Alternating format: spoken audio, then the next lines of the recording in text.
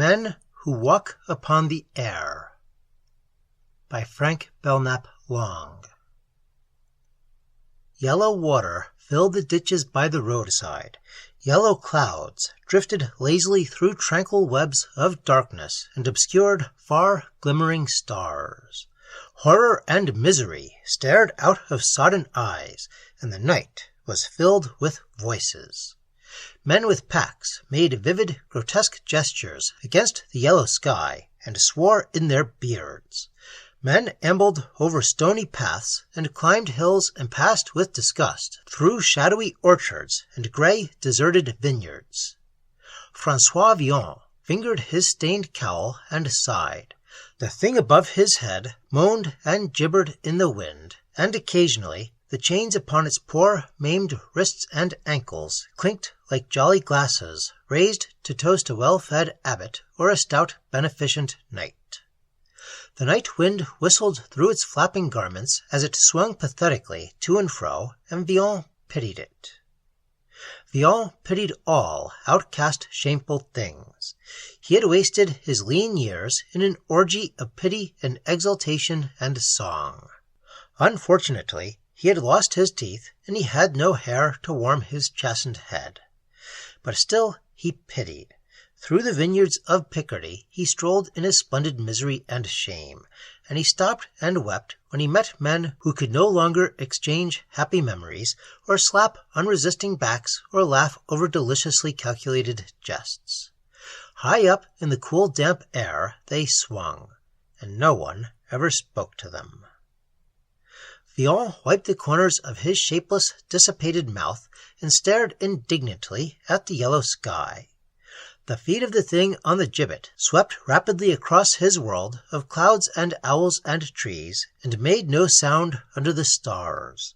Then the chains clinked out a curt command, and the gibbet held itself erect and replied with a barbaric rattle.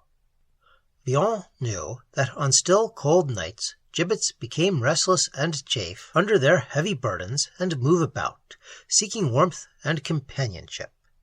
They have been known to stroll at midnight through lonely vineyards, and legends of walking gibbets were rife in Picardy. Villon coughed and shivered, and suddenly he thought, "It is very cold, and that poor man has no covering for his feet." Something fumbled nervously with the edge of his ragged cowl. He turned and stared into inconceivable blue eyes, wide with horror. The eyes were mild and soft, and tears had gathered in the corners of them. A wonderful profile, thought Villon, beautifully proportioned, too, and hair like fields of waving summer corn, and Flora or Archipiade or Eloisa did not possess such eyes. While he reflected thus, she took him by the hand and dragged him ruthlessly across the road. "I have a favor of great magnitude to beg of you," she said. Villon scowled, but he was secretly elated, and he observed how gracefully the small yellow curls clung to the nape of her neck, and how buoyantly she held herself as she walked over the hard, frozen ground. He followed her indoors and watched her spread a table and make a fire. Then she turned to him. Pity and misery and terror looked together at him out of her vividly unconventional eyes. "He is my husband, and there is no one else to whom I can appeal. Of course you will get him down. I ask only that. I want you to climb up and cut him down. It will be difficult, of course, with the wind whistling about your ears and the horrible birds." She blushed and dropped her eyes. Villon nodded. "I understand," he said, "and as you suggest, it will be exceedingly disagreeable. But when I think of his poor frozen feet, I am prepared to sacrifice both my comfort and peace of mind. And I shall give you a good dinner," she added shyly, feeling perhaps that she owed him some inducement. "Very well," said Villon, "I shall do it." It had not occurred to Villon that she might invite him to dinner. Now that he thought of it, he was atrociously hungry. For 3 days he had tramped through the vineyards, scribbling ballads to Guinevere the Mythical, and Guillemette the Upholsteress, and Jenny the Hatter, and to his cronies, Master Jean Cornu and the Signor de Grigny, to notaries and abbesses, and to Merlin, but not to whet his appetite had he derived therefrom, and he had munched disconsolately at insufficient cheese, and tasted of immature wine. And once he had crawled on his hands and knees to a pool by the roadside to cool his thirst with water that stank. It would be good to sit at a merry provincial board, and with such a companion the time would pass right jollily. "Sit by the fire," she commanded, "while I cook the meat. Do you like rice and sugar, and would you care for some champagne of the vintage of 1216? "I am not at all difficult to please," said Villon, as he slid into a chair and removed his boots. The fire was warm and luxurious. Villon spread out his feet and warmed his great cumbersome toes by shoving them into the glowing coals and withdrawing them before the heat could painfully or seriously blister them. Then he stretched his fingers above the coals and whistled a Parisian tune. The wife of the man on the gibbet unwrapped a dozen white loaves, and heated some broth in a bronze kettle, and rolled several small casks of wine into the center of the room. The table was spread with embroidered yellow linen, filigreed on the edges with designs of falcons and hydra-headed dogs, wrought in gold and silver wire. Upon the gorgeous cloth she laid large wooden spoons, copper cups and knives, and tiny containers replete with various seasoning, vermilion pepper, spice, oil of cloves, nutmeg. The dinner heralded itself by enticing and glorious odors. Villon sat up and drew into his nostrils the rich variegated smells of roast geese, fried snails, and scrambled ostrich eggs. Villon displayed upon the whole an admirable restraint. Only once did he lose countenance. A loud hissing sound arose from behind his chair, and Villon shook like an aspen leaf in an October gale. "What is that?" he demanded, considerably put out. "Only mussels from Marseille. I am putting them into hot water. Don't you like them?" Villon sighed and relaxed. The fire became less hot, and he permitted his toes the luxury of a longer interval of repose between the blinking coals. He was fairly famished, and when she invited him to the board, he fell to with relish. He ate furiously, immoderately, and with passion. He swallowed, stuffed, and crammed. He discarded spoons and knives, and took between his soiled fingers great chunks of firm white meat. His manners were deplorable, but his enthusiasm deserved commendation. "Now," she said, when he had finished, "you must go out and cut him down. I ask only that. It is so cold that his feet will freeze." But Villon had forgotten the man upon the gibbet. His hostess was charming. Theoretically, he had noticed it before, but he suddenly discovered that she was made of flesh and blood, and the champagne had unfortunately gone to his head. "Perhaps you do not know that I am a poet," said Villon, holding on to his chair for support. "I should never have guessed it. But I am, really, and in Paris I am famous, in spite of an unfortunate accident." "An accident?" "I killed a booby, but it doesn't really matter, and I'm a Master of Arts at the University of Paris, and I belong by birth to an exceedingly aristocratic family." "But that has nothing to do with my husband, whose feet will surely freeze if you do not go out and cut him down." "Naturally, but it is not pleasant to go out in the cold, with the wind whistling about your ears, and the birds." "What more do you wish?" "Well, you might spare me one little kiss. No one would ever know. Your husband is scarcely in a position to care, and a kiss is never taken seriously outside of Paris." Villon's hostess seemed a little angry, and her eyes narrowed dangerously. Villon preferred this, since he disliked both high-pitched and docile women. The quiet, angry variety pleased him. He knew that his proposal was odious to her, but he reflected that a hopeless desire, frankly expressed, was better than innumerable beatings about the bush. She might refuse his request, but he would not have failed through a cowardly reticence. The thought of his courage nerved him, and he released his hold upon the chair. Then he discovered that he was hopelessly drunk.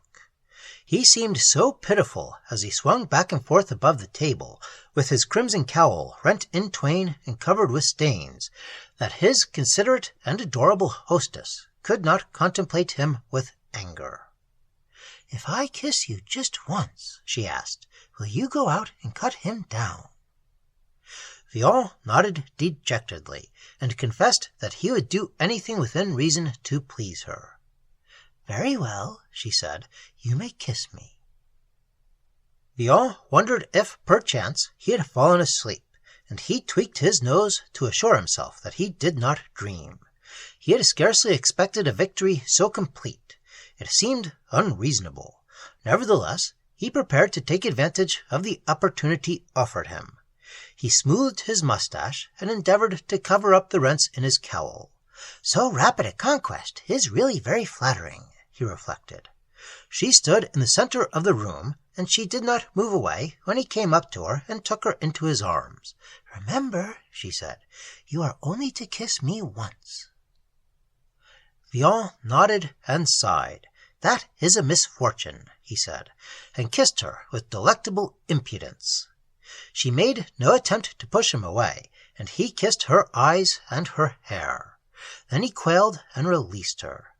Something horrible had taken place in the soul of the woman before him. The skin on her face had gone suddenly bloodless, and her eyes did not blink at him, but simply stared. Her mouth hung agape, and her shoulders rose up until her head seemed lost between them. She threw out her arms, as if warding off some unthinkable spiritual presence, and retreated toward the corner of the room. Villon stepped forward, and then, all at once, a sense of profound physical fatigue overwhelmed him. He stood horribly still in the center of the room, and gazed at his hostess reproachfully as shriek after shriek came from between her colorless lips. "He's at the window!" she screamed. "Don't you see him? And he's holding up his poor frozen hands, and little streams of blood are running out of his eyes, down his frozen cheeks. He saw you kiss me, and now he's come! He's come!"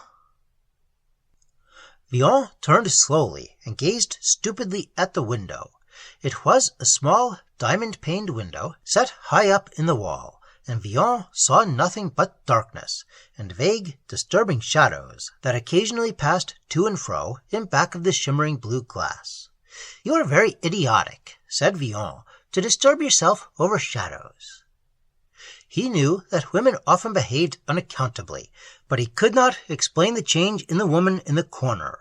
A moment before she had been in his arms, and had not objected to his innumerable caresses, but now she lay huddled in the corner, shivering and wailing, which put quite a different complexion upon the affair. "One never knows," thought Villon, "what they will take into their heads to think or do." Villon wished that he had not accepted the invitation of his erratic hostess, and he cast anxious glances toward the door. The words that came from between her lips did not carry moral conviction, and Villon preferred not to test her allegations in the light of reason. He preferred to ignore them, which was wise. But he was really quaking from toe to chin, and when he heard a voice without, calling him loudly and urgently by name, he sought to establish friendly relations with the woman in the corner. She might conceivably be able to intercede for him. "You know that my intentions were honorable," he said, and this might have led to further talk and discussion, but someone pounded heavily upon the door. "Don't let him in!" shrieked the woman in the corner, and tears ran down her sallow face, and her wide, unblinking blue eyes glittered with unspeakable terror. Villon's actions failed to reassure her, and when she had exhausted a repertoire of conventional emotions, she collapsed in a heap upon the floor. Villon devoted his entire attention to the door. It was an enormous door, fashioned of stout oak, and it was heavily studded with great bronze nails, and it might have resisted Satan. But Villon felt that the bolt was feeble, and the suspense was killing him. The door bulged inward and shook visibly, and Villon resolved to seize the occasion by its tail. He stepped quickly to the door and unbolted it. A gust of wind swept into the room and whistled up the chimney, and there in the doorway stood what Villon had feared.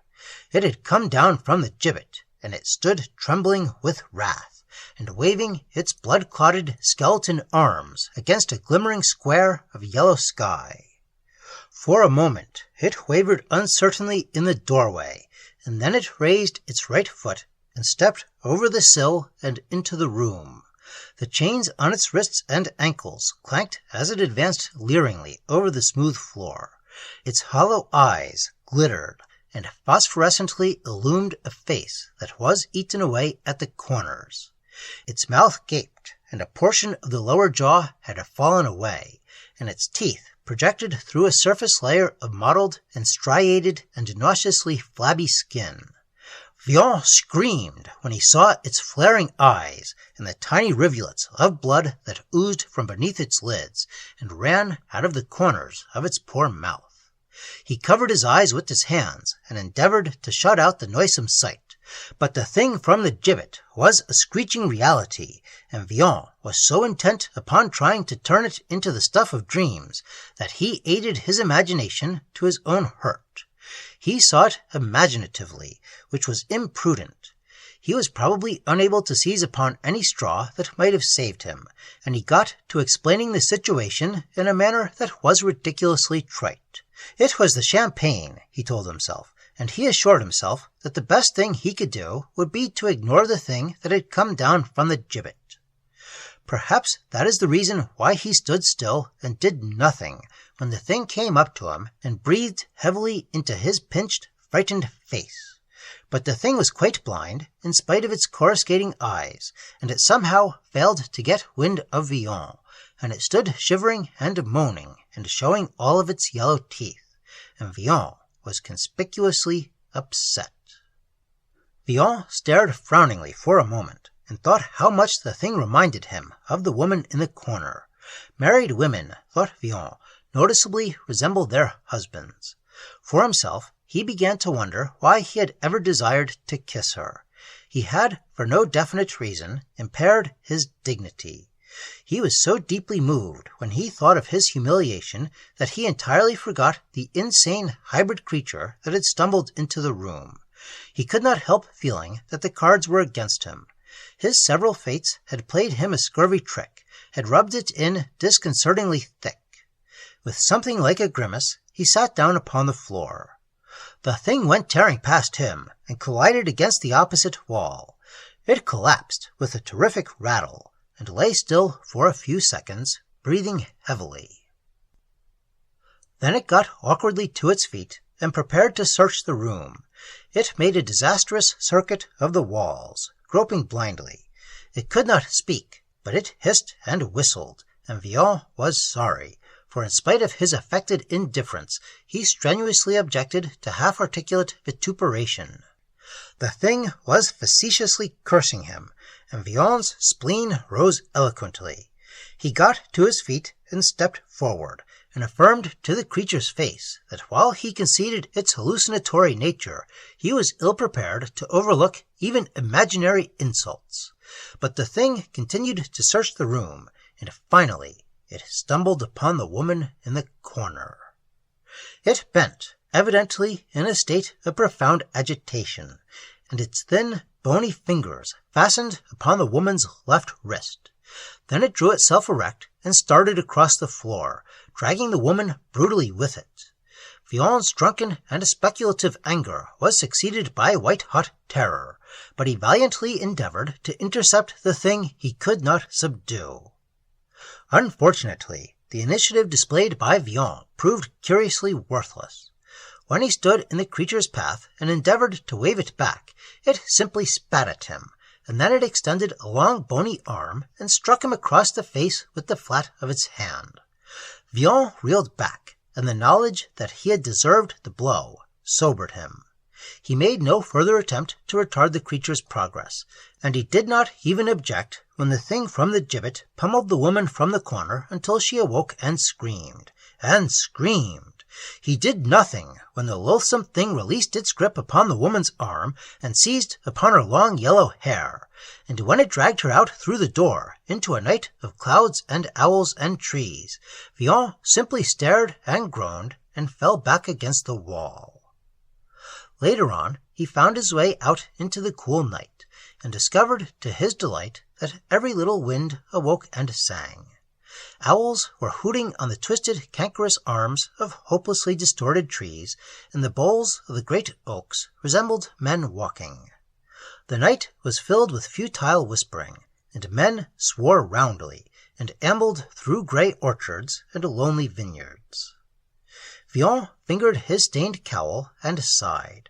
Above his head, two grey, amorphous forms swung merrily in the night wind. The wind tore through their flapping garments, and they made no sound under the stars. Only the chains clanked on their poor maimed wrists and ankles, and Villon noticed that one figure held the other closely. He turned on his heels and walked in the opposite direction. "The pity of it," he murmured. "Oh, the pity of it."